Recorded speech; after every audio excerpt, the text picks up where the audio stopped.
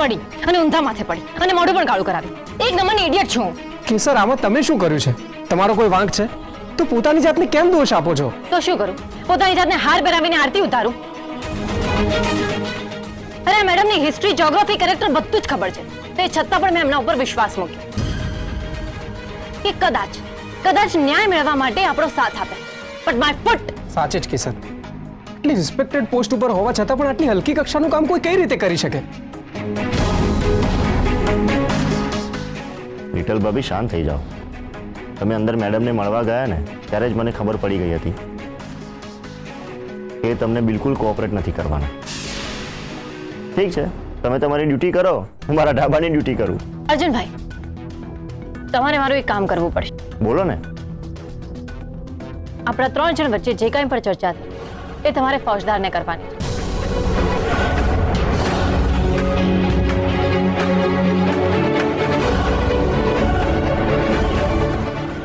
એમણે ભલે ખાખી છોડીને ખાદી પહેરી હોય તો શું થઈ ગયું? આના જેવી તો 1000 મહેશ વળીને પહોંચી વળે. રોંગનું રાઈટ કેવી રીતે કરવાનું એ બહુ સારી રીતે જાણે છે. ઓકે કેસર મેડમ, તમે જેમ કહો એમ જ થશે. ચલો, હું નીકળું. હવે ફોજદાર એમની ડ્યુટી કરશે અને આપણે આપણી ડ્યુટી કરીએ. ચાલો. યસ.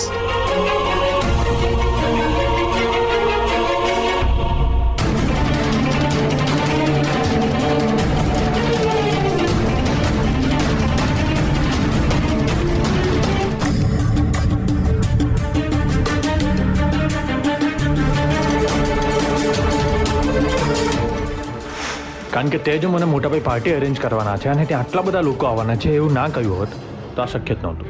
તારું નેટવર્ક સ્ટ્રોંગ છે ને? કેવી ડોક? ના ભાઈ, આનું ક્રેડિટ મને ના આપશો.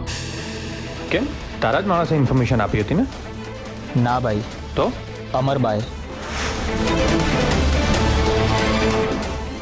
બાએ અમારા માટે બહુ મોટું કામ કર્યું છે. મારે એમનો આભાર તો માનવો જ જોઈએ.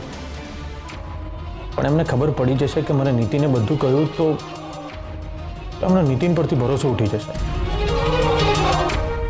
પણ એ રૂમમાં છે કે નહીં?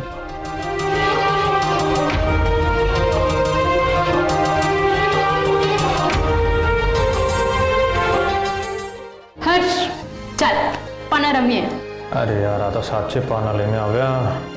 શું બોલ્યું? કઈ નહીં.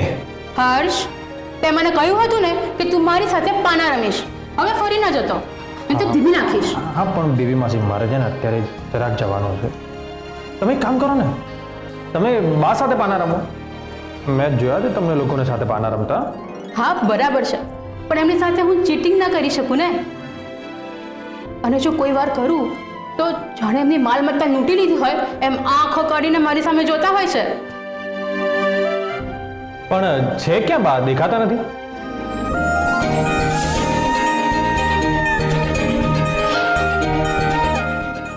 ખબર નહીં. હર્ષ, શું વાત છે? આમ તો તું અમરબા કરતો હોય છે અને અત્યારે મારી સામે બા ક્યાં છે એમ પૂછી રહ્યો છે. કઈ નહીં, એ તો એમ જ હું. હર્ષવર્ધનભાઈ, ભાઈ તમે ફોન કેમ નથી ઉપાડતા? અરે મારો ફોન અંદર ચાર્જિંગમાં છે. શું થયું? આટલું બધું ટેન્શનમાં કેમ છે? વાત જ એવી છે. તમે 2 મિનિટ જરા બહાર આવો ને. અરે એને ક્યાં લઈ જાય છે? મારે પાના રમવાના છે એની સાથે. તારે જે પણ કંઈ કહેવું અહીંયા કહી દે, મારે પણ જાણવું છે. બેબી માસી, તમારા કામની વાત નથી, ઇલેક્શનની વાત છે. તું ચાલ ને ભાઈ. અર્જુન, આ રીતે વાત કરીશ તું મારી સાથે? પણ બેબી માસી તમે.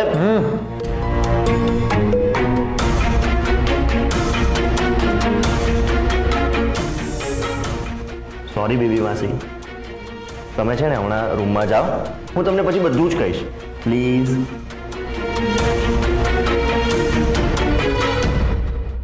બીમાર પડી છું ત્યારથી કોઈ મને કંઈ કહેતું જ નથી. જાણે મને એટેક આવી જવાનો હોય.